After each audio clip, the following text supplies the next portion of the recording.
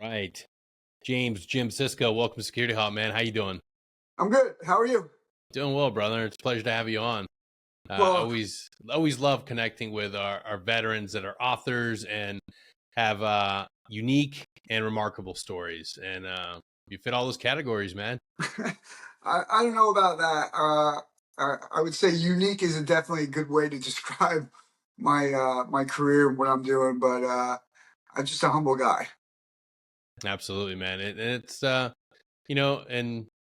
shout out to every veteran out there that's humble and you know thinks of their service as something that was a calling, but we should always remember that it's important to write our stories. It's important to get our lived experience out there. And that's how for a vast majority of us, how we entered the service, through reading those stories, reading those books of men that were greater than us. And I'm proud to have you on the show to share your story, not just a book, but your life in general, man. Because one thing that we tend to think is that once you make it on the outside, it's gravy, it's easy. And oftentimes that's not the case. Yeah. Well, funny story before we start.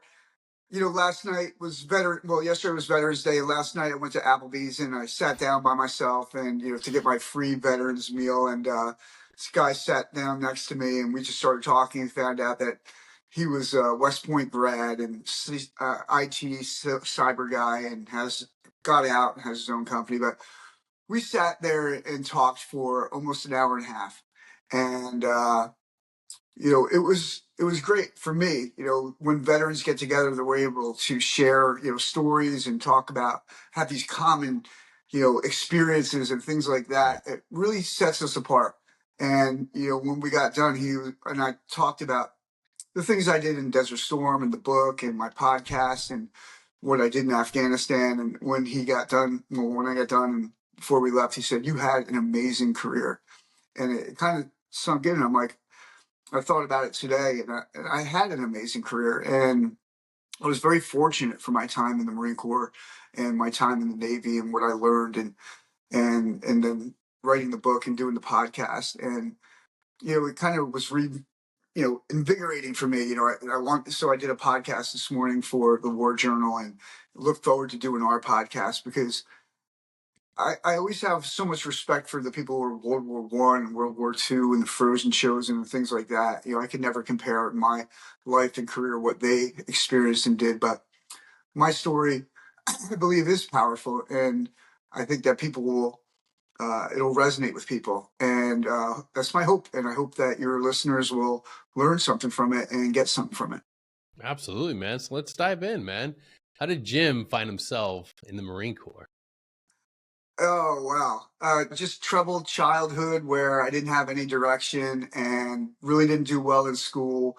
Uh, Pretty much a family unit that wasn't intact. My father was married 3 times, my mom 4 times, and I didn't do well in school. I was told that, hey, you're going to join the union and work on the back of a garbage truck. And so the Marine Corps was an avenue for me to really uh, kind of challenge myself. I wanted to go into special forces, and I really never applied myself in school, and that was my first opportunity.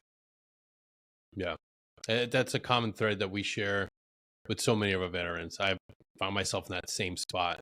The small towns and cities we come up from, they don't offer us much, and oftentimes our families are chaotic, and we don't have that mentor, we don't have that family member that's there to give us a way out of our environment. So the military is this shiny, bright beacon. And you take it back to the Marine Corps commercials that you probably grew up with, and that we now see that are old. The Dragon Slayer, killing the lava monster. Those commercials, and the armies as well. The Be All You Can Be. Those campaigns that made it seem like even a small kid from this podunk town can make it into something bigger than themselves. And then we enlist and we find that we've got a lot of growing up to do. You find out it's not like the commercials at all. Yeah. No dragons.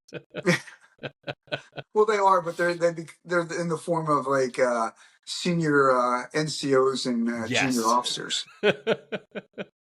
Yeah. So what was it like as a young Marine? Awesome. I mean, for me, it was 1986. It was obviously society was a lot different back then. I came Oh yeah. from, New Jersey, go down to North Carolina, and took the recon in doc and passed. And all of a sudden, I show up on Onslow Beach. They come to infantry training school, pick us up in a Humvee, throw our sea bags in the back, and I remember checking into Second Recon Battalion, and it was isolated. We're out in the middle of nowhere. I mean, Mhm. 10 miles away from main side. We have our own barracks, chow hall, everything, and we're really isolated. And it was the Wild West back then. I mean, there was hazing, and I mean, I remember vividly the Humvee dropping us off, throwing the sea bags out in front of headquarters company, and we go and check in. And we're like, "You're going to Charlie Company," and there's four of us, and there was a Sergeant Major, our first Sergeant Capper. He was the first sergeant for Charlie Company, and he was on a Marine Corps recruiting poster. Bald headed guy, huge, looked like Mr. Clean from the TV commercials, and literally he's standing outside the headquarters company, and he goes, "Grab your shit and follow me." And he like takes off to Charlie Company, which was at the end, and we're like grabbing sea bags and trying to run and keep up with him. And we get down there, and he's like, "Throw your shit on the in the barracks," and he's like goes into his office, and we have to go to the NCO desk, and they're like, "Get in there," and I mean, we're just standing there at the position of attention, kind of like in shock. We don't know what's happening. And I don't hear a word out of his mouth. And he's sitting behind a desk like this. And he's just like, "Rah, rah, rah, rah." And he just jumps out of his chair and jumps on the desk. And he goes, "Get down." And we're just sitting there in shock and like, "What?" And he's like, "Push." And we just start doing push ups. I must have been like 120 push-ups in and sweat, and you're in your Charlies, and it was just like, what is going on? And that was kind of wow, my book just fell. Anyway, that was kind of we got another one. That was kind of the initial experience, and that was what we dealt with for the first month and a half at Recon, being dogged out every night, NCOs coming in drunk and just hazing you. Remember screaming in a mirror for like 20 minutes straight, "I'm not crazy, you are. I'm not crazy." And they're yelling at you, "Convince him, convince him." So it was different. It was a lot different. Um, Fun things, memorable experiences, but just really hard too. When you're doing that for a prolonged period of time, and then ship out to ARS, and then everything changed. Yeah. It's funny. We often have the same, like we hear these stories of like what it was like in the 80s for both the Marine Corps and the Army. And we have to remember, like, there wasn't a war, or at least there wasn't a consistent war. So things were different. Personalities were different. And in your experience, looking back at those years before there was conflict, like how crazy was that compared to, and I think it's even crazier. I think it's more crazy when there isn't a conflict and you have a lot of guys that have been doing nothing but training and training and training. That's when things get completely chaotic. Yeah, I mean, so imagine this: the war in Beirut bombing had happened, Hmm. and we had four Marines who were involved in that, and Sergeant Arroyo was one of them. And I remember the first time I met him, I was only in recon for I don't know, a month. He just got off a deployment, and he had all his upper teeth were fake. He got blown out of the barracks, and he was lucky to survive. But and he came in, and he was just like a little, really small guy, and but huge in presence, Yeah. and literally took his teeth out. I'm like, "Rah!" And so you're right. It was totally different. We're training and going on exercise and deployments, but there's so much downtime and so much, Yeah. you know, uh, aside from the training. I remember IG inspections and just Yeah. bullshit. And that was the environment. Yeah. So we would be training, doing exercises, going out and partying, but there really was nothing, with regard to war and combat, like the op tempo that Yeah. I faced later on in my career, that many soldiers and Marines face in the past 2 decades. Yeah. And that's a great thing to be able to dissect your story and the stories of countless veterans from that period in time. There was that chaos of nothing but training and training and training, and the shift that almost happens instantaneously when something gets spun up. Oh shit. Now it's real. Yeah. Now you're a recon Marine and you're getting orders to go to war. Yeah, well, that was a really funny story. I mean, so I had gone almost my entire 4 years, and I did a couple of deployments, med floats, cold weather training, exercises in Central America. Anyway, and what happened was I'm getting ready to get out of the Marine Corps, and I already have plans. I'm going to go to college, and I have my checkout sheet in my hand, and I had already turned in all my gear, and literally I go into the sergeant major and the battalion commander, and that's my last thing on the checkout sheet. And sergeant major's like, "Hey, Corporal Sisco," and by that time I had established a very good reputation within Second Recon Battalion as being one of the best operators, technically proficient, hard, but kind of a fuck up, out on liberty and always getting in trouble. But that was my nature. Yeah. And so I go in, and Sergeant Major's like, "Hey, Corporal Cisco, go on in. Boss wants to talk to you."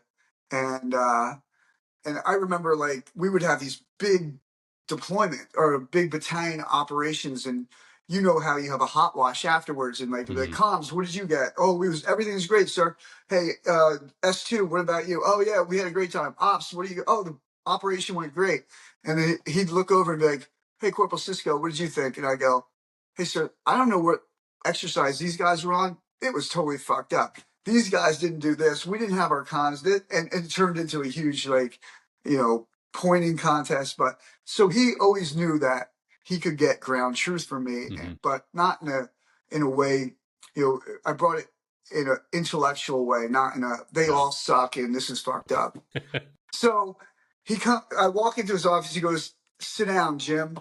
And I'm like, he goes, "Listen, I'm just going to get straight to the point. I got some good news and bad news. What do you want first?" And I was like, "Give me the bad news, sir."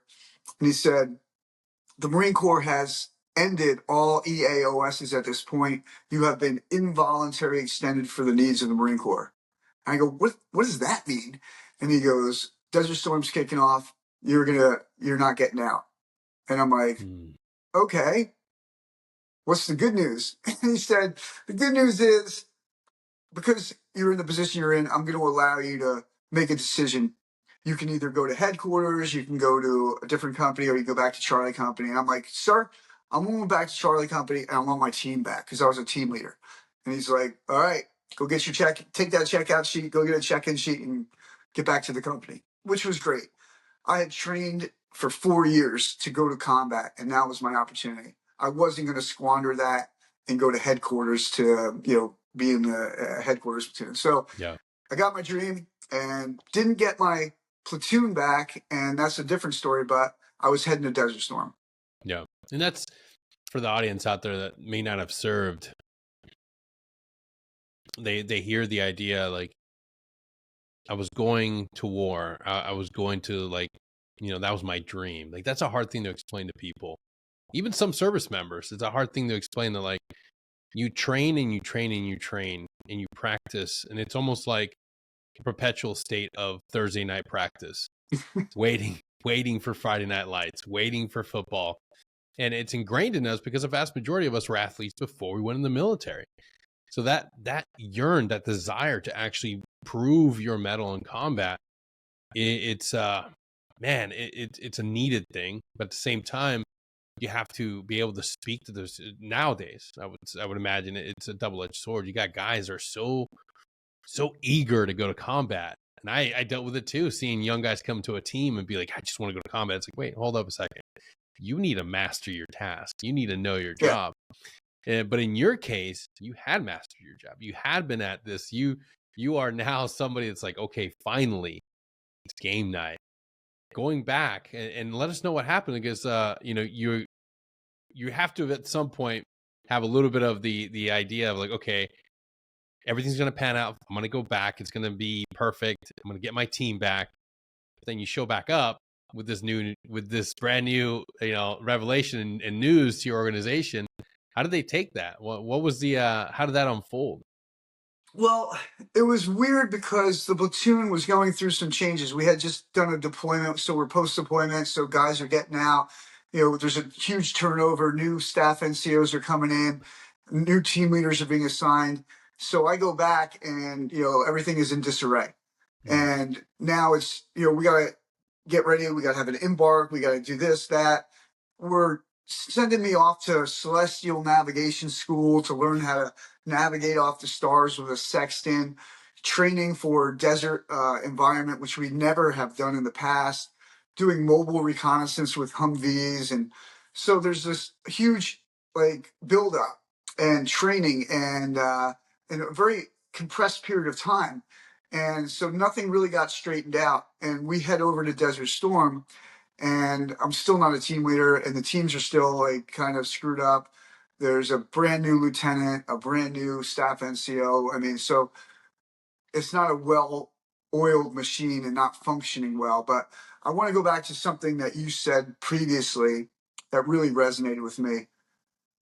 I had tried my entire life up to that point to prove myself to everyone, my family, my father, my mother, everyone had told me I couldn't do anything.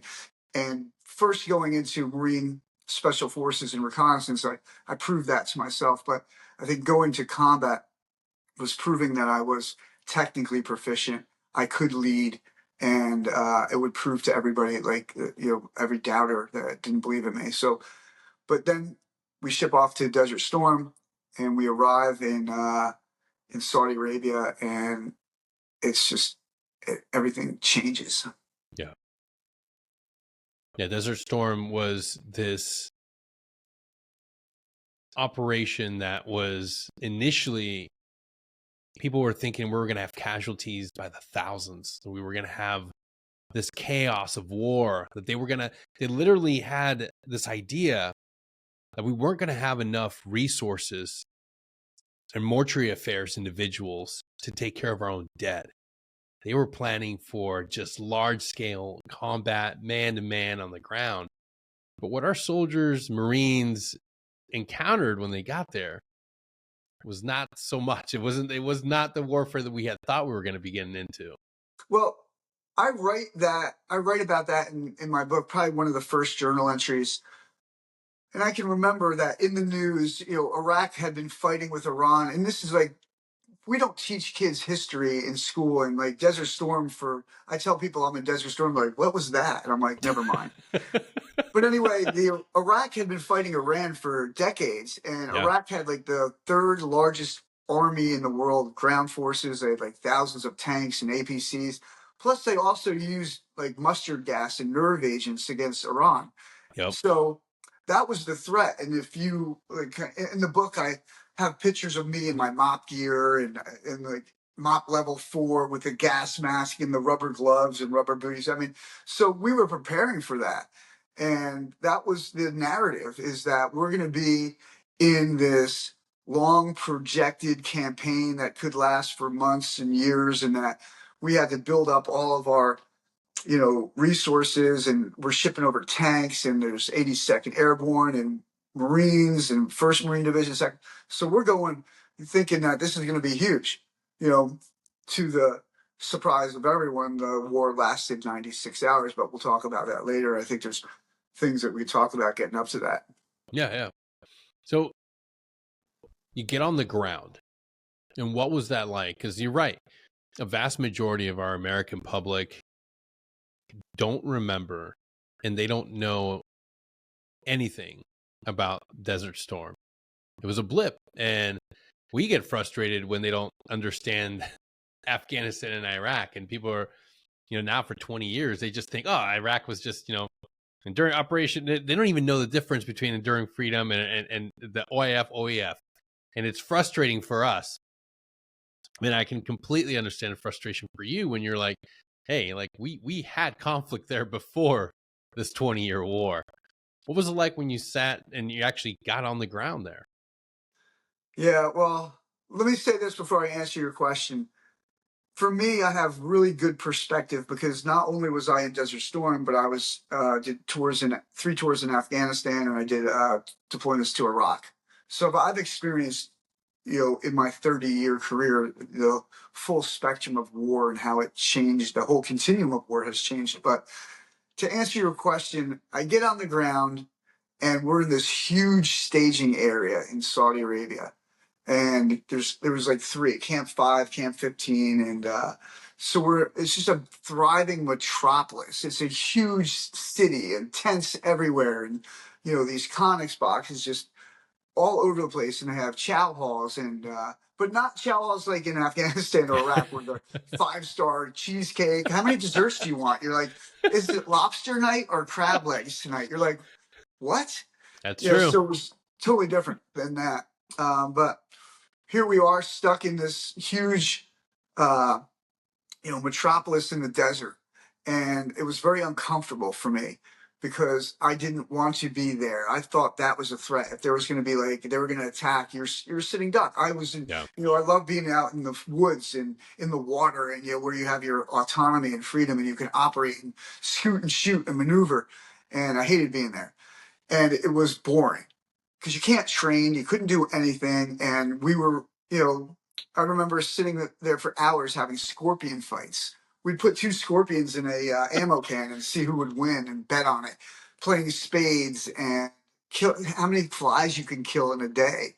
I think the record was 200 and something, but so it was terrible, and I hated it. And but the good news was, we could have some creature comforts. You can go to Chow Hall, and you have a phone center, one phone center where people would line up for hours to get on the phone for like 5 minutes at the USO Yeah. and talk to home. Remember, we're still writing letters. These are actual letters that I wrote to my dad, and he kept. So you're writing letters home, and so it's hard for people today to imagine that. They don't have their cell phone and texting people, "Hey, man." Yeah. So, but we were in this big, city, tent city, and I wasn't comfortable there. Yeah. It's funny you brought up the letters. I still remember in like my first deployment to Iraq, that was a real thing. People still wrote. People still went and made the effort to write. And then lo and behold, just a few years, just a decade plus, and it's all email. It's all cell phone. Like soft guys still have a cell phone. They're able to call back and send messages back home through Wi-Fi.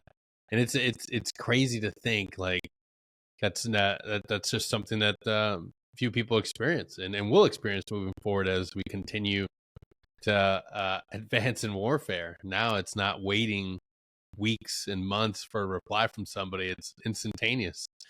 But it's also important to remember, war isn't like Black Hawk Down. No. War isn't like uh, the Hollywood version of it. It's long periods of absolute mundane, mind-numbing nothing, unless you're part of the leadership and you're constantly doing work and putting out products. But for the majority of our guys and gals, there's a lot of waiting and a lot of mundane stuff that happens. Um, so Yeah, I agree. Not only in Desert Storm, and like in my book, I talk about it. Before we get to that 96 hours of combat, you have all of this building up. yeah, And you can see how it weighs on people psychologically, emotionally, physically. Um, so let me kind of add to that.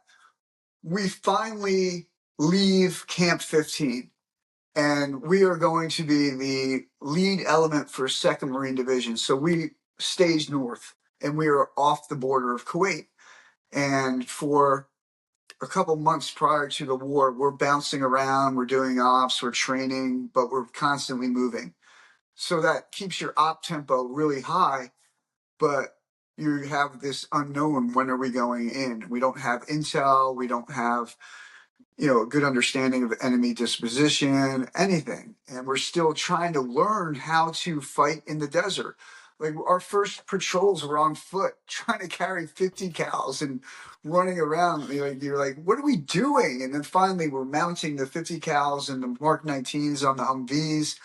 just jury rigging stuff.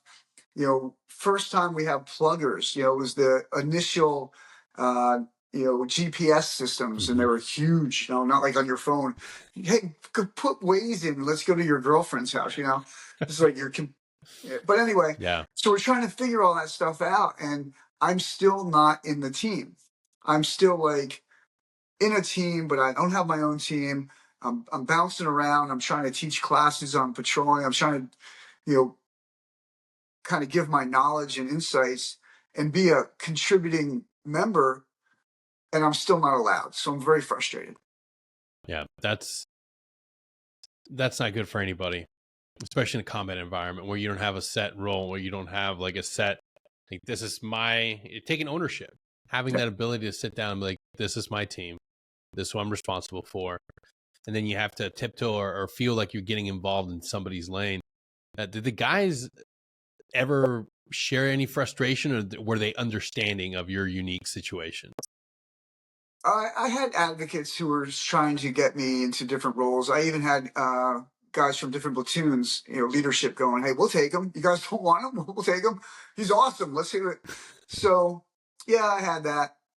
It was just the whole politics. Even in combat, I saw that there's still politics being played, and that was disheartening for me, because I thought I could understand and be frustrated prior to combat, but I thought once we go to combat, everything's going to be like moving like smooth as silk, and it didn't, and it was actually more effed up. But it was just funny stories. I'll tell one. I have a couple, but I'll tell one. We're putting in requests for ammunition. Laws, AT4s, claymores, hand grenades. And the lieutenant's like, "Oh well, I can't do it." So I'm like, "Fuck it." So one day I grabbed this ATL and my assistant team leader, from this, from the platoon. I'm like, "Come on." He's like, "What are we doing?" I go, "Get in the Humvee. We're gonna go back to Camp 15." So I go back to Camp 15. It was like a 4-hour drive back by ourselves. Didn't even tell anybody. This is how I was. I was like a maverick. I mean, I really was. And we get back there and we go into the huge base again. We're driving around. We're like, "Where the hell's the ammo depot?" And so we finally see it, And I go, "Hey, just pull the Humvee right here." And he says, "What are you gonna do?" I go, "I don't know yet. I'm just going in." So we didn't wear camis, traditional camis. We wore the chocolate chip camis, these, but we in recon had these hoodies, and they were chocolate chip, and they didn't have rank on them, and I had a holster like this, black holster, and I had my 9mm, and most of the officers have pistols, Yep. and I had my M16 A2 service rifle. I left that in the Humvee, and I walk in, and there's this huge desk, and there's this gunnery sergeant. He's talking to like another staff sergeant or something, and I'm just standing there by myself for like couple seconds, maybe a minute goes by, and they're just jaw jacking. And finally I just go, "Hey Gunny, can I fucking get some help here?" And he like looks at me, and he doesn't seize the pistol, and he comes running. "Oh, so I'm sorry, sir. I'm sorry, sir. What do you need?" And I'm like, "I got my driver outside. I'm 10 miles off the border. We need some ammunition. Can you help me out?" He says, "Oh, I'm sorry, sir. Have your driver come around and pull back here." So we just load up the Humvee. We got just cases of claymores and AT4s and 5.56 Mark 19 rounds, 50 cal rounds. We're like, it was Christmas. So what happens is I'm like, "Hey driver, come on." We pack everything up, and I'm getting ready to leave. He goes, "Oh, hey sir, before you leave, I need you to sign for all this stuff." And I'm like, "Uh-oh." So I'm like, "Okay, yeah." So he comes over, he has this big sheet. So he goes, "Does that look good?" I'm like, "Yeah, yeah, yeah, yeah." So I signed my lieutenant's name, Lieutenant Russ. Here you go. We leave. So we're on the drive back, and we also stopped at the BX and got some food and stuff. But so we're all fat, dumb, and happy. I'm like chewing tobacco, smoking cigarettes. We're drinking Coke and having fun. We're like, "Oh shit, what are we gonna do when we get back?" I'm like, "All right." So we get back, and I'm like, "Hey, just park the Humvee here." And I go and I grab the team leaders. I'm like, "Hey man, get over here, get your shit, get your vehicle." So all of a sudden we go out away from the headquarters. And it's like Christmas, man. We're just like, guys are like, here's some more claymores here. Hey, oh, I need that. Anyway, the company gunny comes over, This guy, in the story in the book, you'll see him and I were like this the whole time. He's like, "What's going on here?" And everybody's like, the Yeah. PFC salute. I don't know.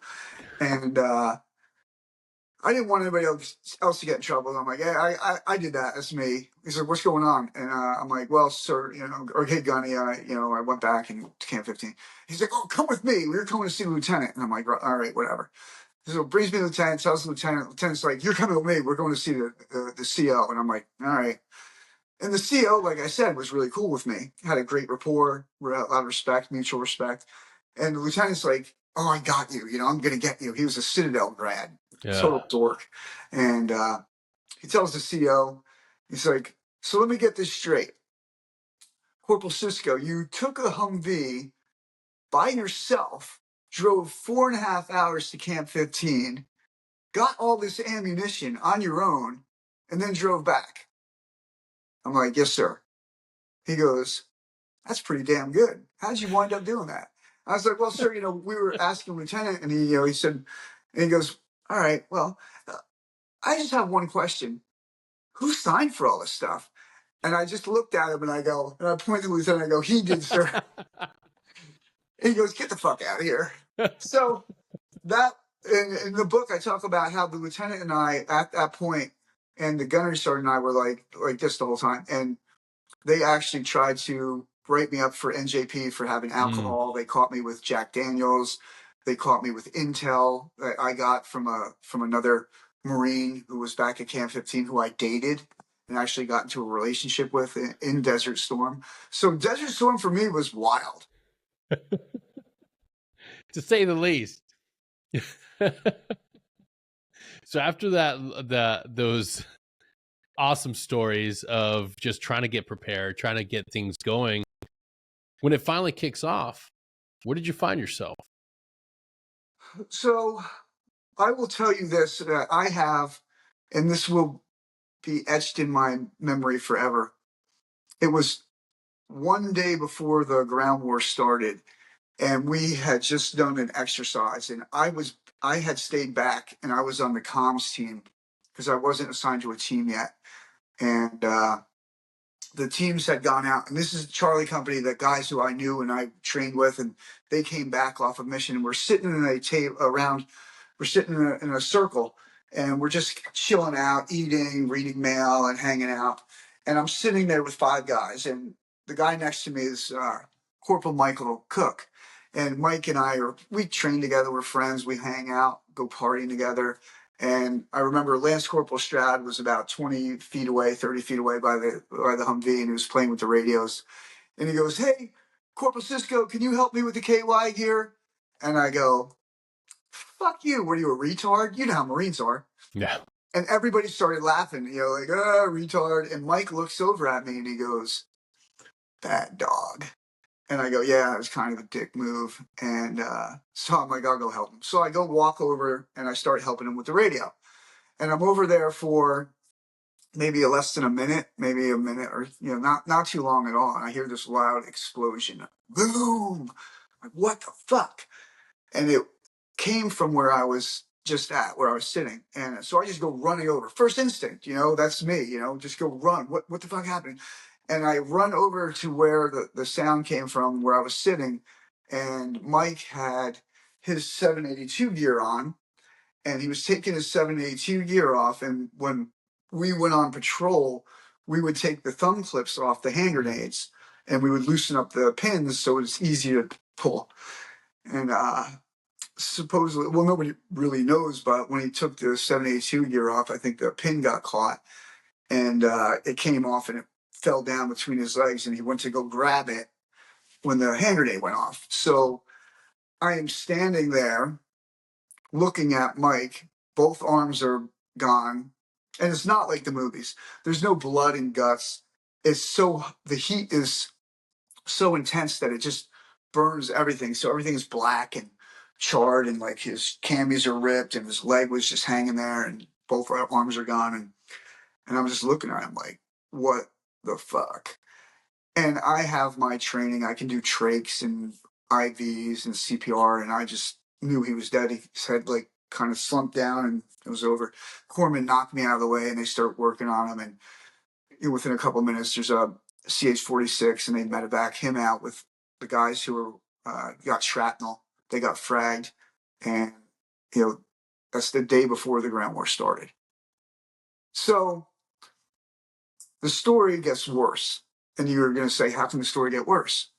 Well, I'm glad you asked.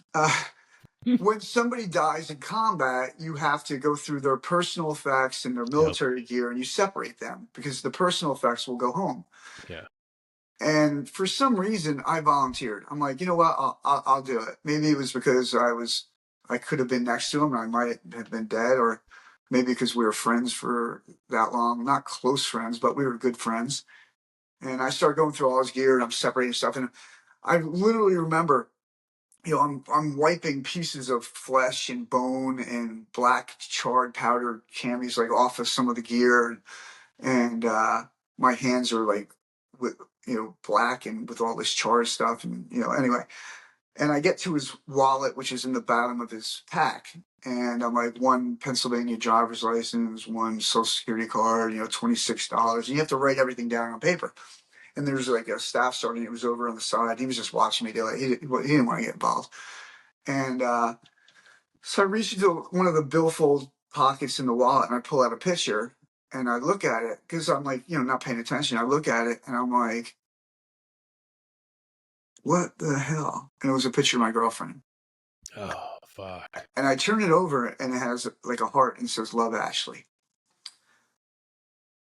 And at that moment in my life, I had felt emotions that I wish no one would ever feel. Death and betrayal were mixed together in a way that I could feel my heart rate just going nuts. I started breathing. I took a knee. I was like, what the fuck? I didn't know what to do. The staff sergeant looked at me and said, "You okay?" And typical Marine, "Yeah, I'm good. I'm good. Got it." Just typical man. "I'm good. Yeah. No, I'm okay." And I'm like, "Just give me a sec." And I walked out into the desert. I just was like, "Get your fucking shit together." I went back and finished doing what I had to do and was kind of unnerved and went back to my little hooch underground, little, Yeah. in the sand, and started drinking and smoking some cigarettes and drank almost a half a canteen of Jack Daniels. And to the point where I got up with my 9mm and went to Kuntz's hole and pulled my fucking gun out. I go, "You fucking tell me right now." And he's like, "What are you doing?" It was like, it was terrible. I'm like, "Fucking tell me." And he knew, and a couple other people knew. And so that was like shit. And I remember I went to bed, and then the next day we were the lead element for the ground invasion. So the good news is I didn't have time to dwell on much. I was immediately assigned to a team. I had the responsibility of a team, and I had to mission plan, and I had to execute. So I learned how to compartmentalize. And Yeah, I that's was something gonna say you took all that and just stuffed it right down to the bottom of that sea bag. yeah. Yep. And I wrote in the book, this is the actual journal I wrote when I was in Desert Storm. Oh, wow. And that was what the war journal book is. It's my actual journal entries, and I wrote it in there. And so next day we're ground invasion, and here's the redemption in a way. I'm on the back of the Humvee, standing behind the 50 cal. We are driving up to the border where the breach site is, and there's Marines just like in columns and columns and rows of you standing there, and APCs and tanks and Humvees, and these Marines are in MOP level 2 and 3, and I'm on the back of a Humvee behind the 50 cal with a green cravat bandana on my head, in my boots with my MOP level 4 pants and a t-shirt, and we are playing Guns N' Roses Welcome to the Jungle, and we have a big American flag on the back of the whip antenna. And we're just driving by all these Marines, and they see us and they just start screaming "oorah," and it was just hilarious. For me, at that point, I did not give a shit. I had no shits to give. And I had a sense, and from the time I got there, that I would be okay. I knew that. I just knew that I Yeah. would come out of it okay. So, and we pull up to the breach site, and everybody's just like, "What the fuck are you doing?" And I'm like, "We're gonna do this." But if you guys want to ask anything, and then if you want, I'll tell you about the breach, because that was really cool too, and then we can talk about some Absolutely. of the other stuff. Yeah. And I want to time travel a little bit and reflect on this moment you just shared with us. You go through something that is so painful. You lose a brother. And then not even 48 hours, not even 24 hours, just a few hours later, you're going through his stuff and you find the ultimate betrayal. Like, how did you unpack that later on in life? How did you begin to unpack that? Like, I didn't. I So no, this is. And this is, remember when we talked, prior to the yeah. podcast, and we didn't script anything. We just talked about our experiences and what we were going to talk about. We said, let's just keep it open. I did. I didn't ever unpack anything from my childhood. I didn't ever unpack anything from Desert Storm. I didn't ever unpack anything from my military experience in the Navy, my combat tours there, until I was going through a divorce Mm, and I lost custody of my kids. And at that point, everything fell apart. It was the darkest period of my life. You talk about that pain that I felt at that moment, magnify that by 10 and prolong it for years. And that's what happened. And that's why I wrote the book, because I pulled this journal off of my bookshelf and started reading it because I hadn't read it in 20 something years. And when I got done, I was like, holy shit.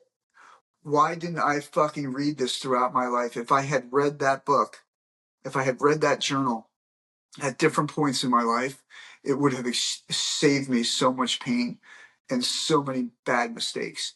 And that's why I wrote the book, because if you read it, it can help you and help anyone not make the mistakes that I made.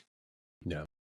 I think one of the main issues that we as service members and veterans, we walk away from combat, walk away from Afghanistan, walk away from Iraq, and we tend to think, I made it. I survived. I don't have to do any internal work. I made it. Awesome. It's not the truth. Oftentimes, we lived through a lot of chaotic shit before we went into the military. And then we continue to add more traumatic events. When you find yourself going through transition, or you're about to transition out of the military, if you haven't done the work to sit down and speak with somebody or get help in putting things into perspective, things that you've gone through, now's the time. Do it now before you walk out into your next chapter. The Yeah. things we do in combat aren't normal. We have to do a lot of fucked up things. And I would, like I said before, and I always talk about, our generation of service members, the vast majority of us went through some traumatic and horrible things before we got in. And then we added more stuff on top. And that rucksack gets really heavy, man. It gets really, really heavy. Take a knee, offload some of that. Get plugged in with some resources. We share a whole bunch of them on this show. Here's a couple right now, 22-0. Be able to reach out to anybody, and I'll put the link there on the episode description. Be willing to connect with somebody. Hell, even if you don't do it through the military, go to BetterHelp. Online resources, in-person resources, whatever it takes to get you back to the best version of yourself, it's worth the fight. And Yeah, I agree wholeheartedly with what you're saying. The problem for me was when I got out of Desert Storm, I was back in the United States, and 7 days later, I was out of the Marine Corps. In 1991, there were no resources. Yeah. After my first combat tour in Afghanistan, when I came back out of my 3, there was still not a lot of resources, but a little more. And by the time I finished my last combat tour in Afghanistan, there were more resources, but they still weren't, touching on the mental health issues. It was more on the physical, not Yep. on the emotional, psychological. So when I departed the military, 13 years ago, the infrastructure wasn't there. The resources weren't there like they are today. So once again, I was just like, compartmentalize everything, Yeah. just pack it away. I'll deal with it. And I think I would have dealt with it if I didn't have to go through the custody stuff and losing my children. So I do share your opinion and believe that uh, everyone should utilize every resource available. And the mentality, and especially in the special forces community, that you can do it alone or, Yeah. it's not a good one. Being a man, like, I can deal with this. Okay, I know you can, but it's easier when you have a buddy by your side or you have a group Absolutely. supporting you. That what you just said has killed so many of us. I'm a man, I can get through this. Yeah, tons of friends have said that, and they've tried to John Wayne that shit. And sadly, a lot of them aren't here anymore. Yeah. Like, that is so true, man. In your journey right now, having gone through what you shared with us is the most painful thing ever.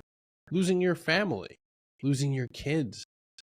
How are you navigating that? How are you putting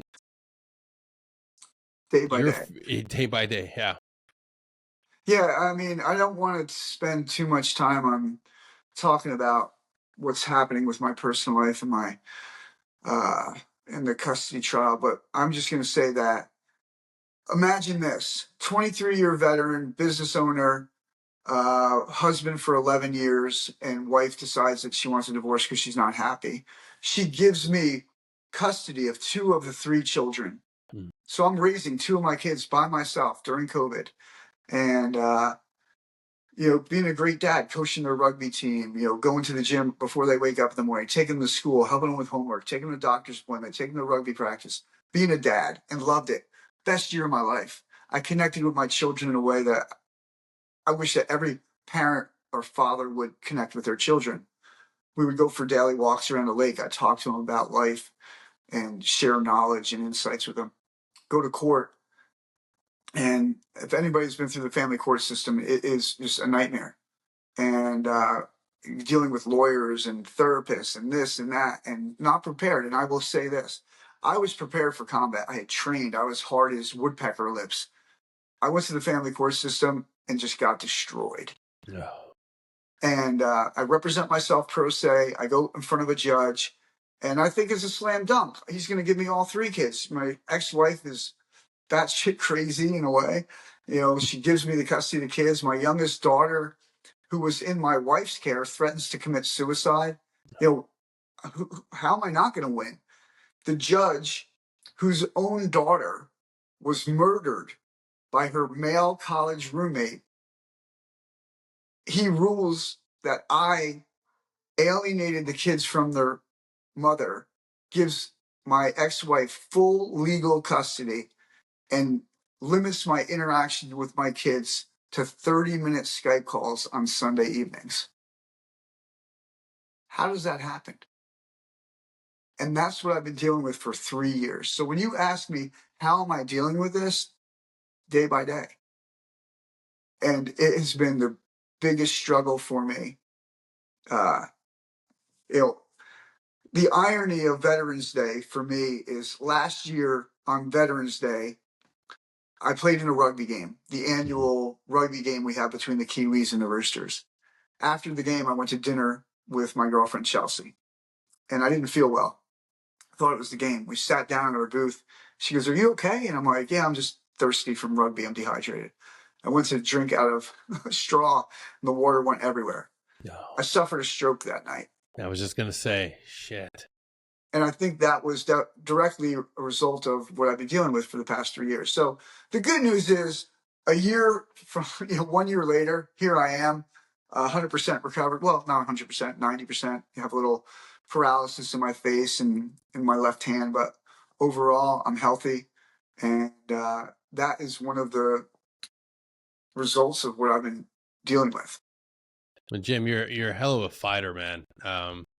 It, I know we talked a little bit, and you shared some of your, you know, your life and your situations, and what you're dealing with is, I think, every man absolute nightmare. You survive combat, you make it through deployments, you make it through what we often think is like the worst of the worst, and you come back home, successful entrepreneur, living a great life, raising children, and then you're having to deal with this struggle. And I just want you to know that from the bottom of my heart, brother, you're in my family's prayers. I can't thank you enough for being vulnerable enough to share that, because we often think, like I said earlier, that life is just going to be all, butterflies and rainbows on the outside once we're done, but life continues to happen. And we have to remember that resilience just isn't an easy button you press and then you magically have it.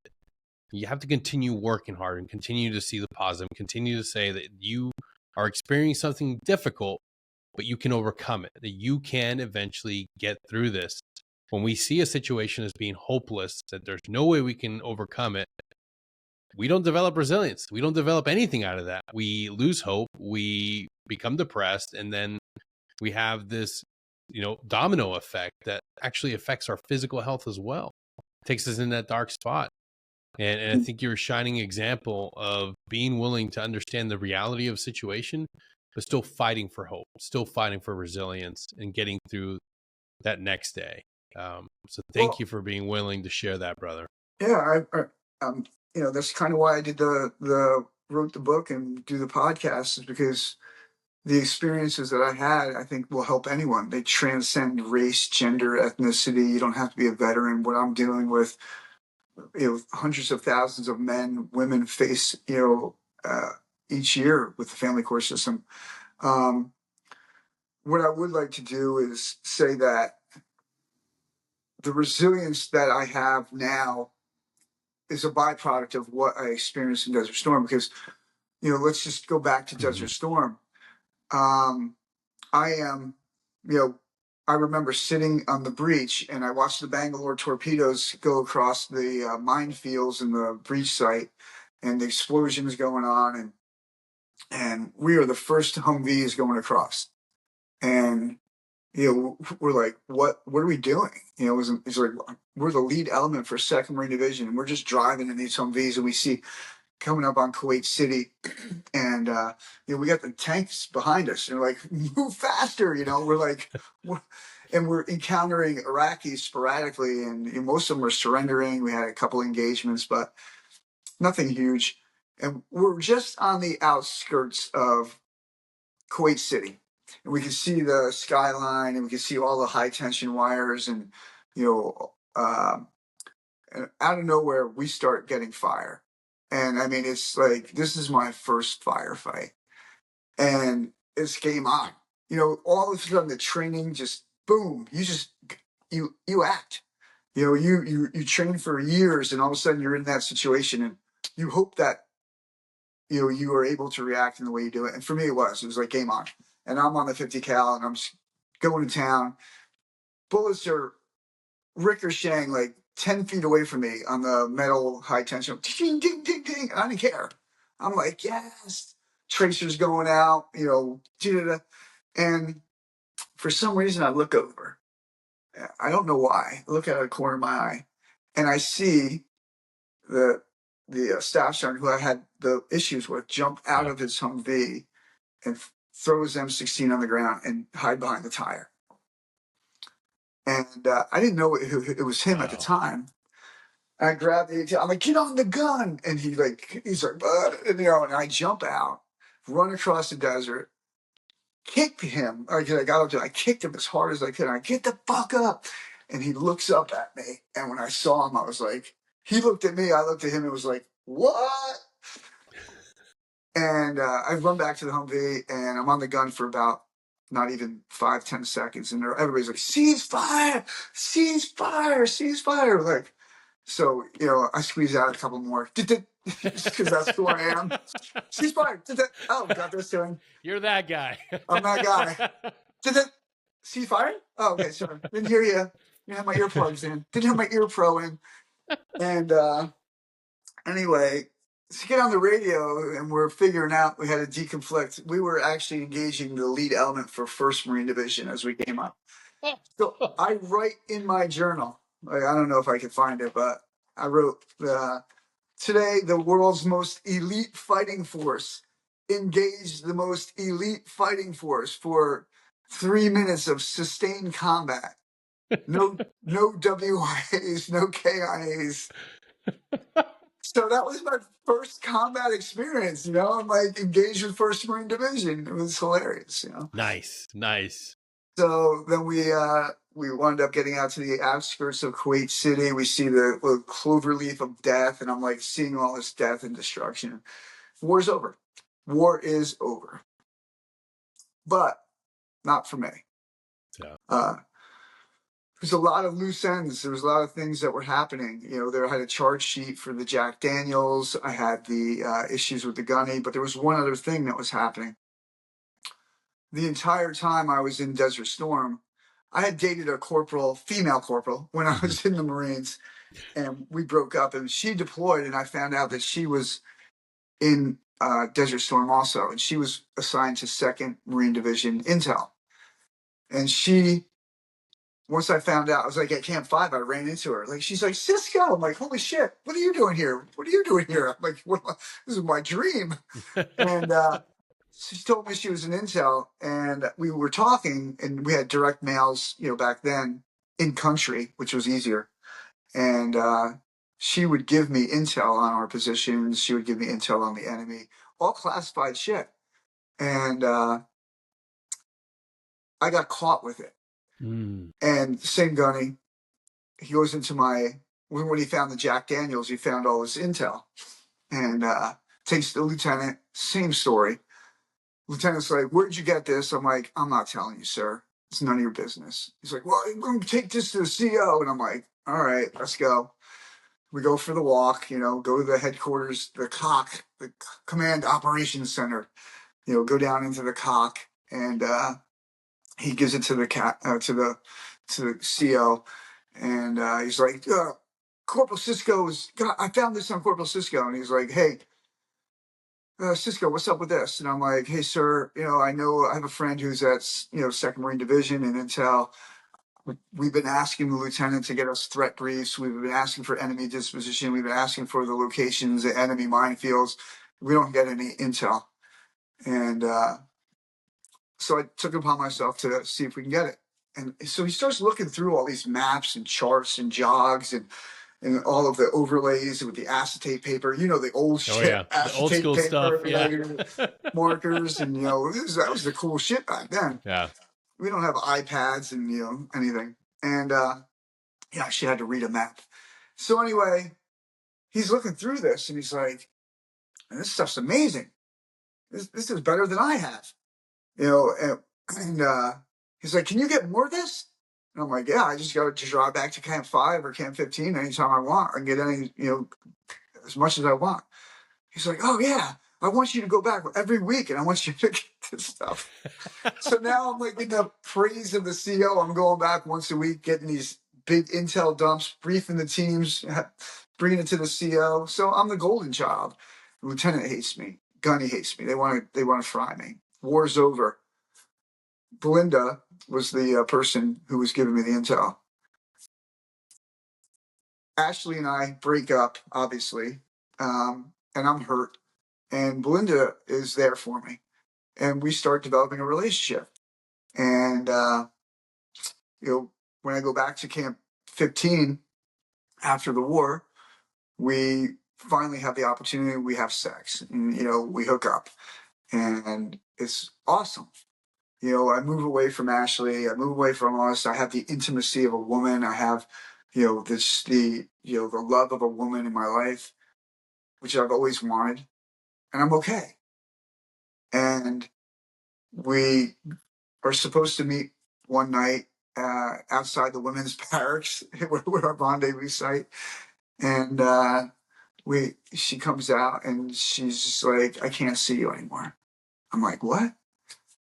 And I'm like, what's going on? And she's like, I love you. I'll always love you. Just walk away. And at this point, I'm like, what the fuck is going on? You know? And I'm like, fuck it. I just turned around and walked away. And I wrote in the journal, it was like a Bogey and Bacall moment, you know.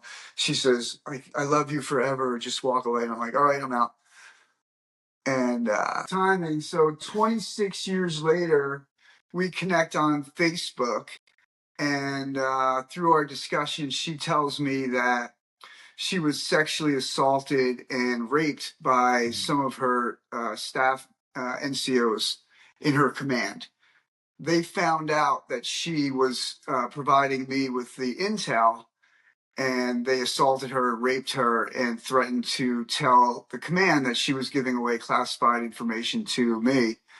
And so she had to make a decision whether or not to tell me or not tell me. And I think she did that to protect me in a way, because if she told me that had happened to her with my personality and, you know, everything, she knew that I probably would have tried to take matters into my own hands. So she, you know, kind of gave that ultimatum. And, you know, at that point, with everything that happened with Ashley and, you know, in my life, I just, you know, decided I was going to walk away. And I did.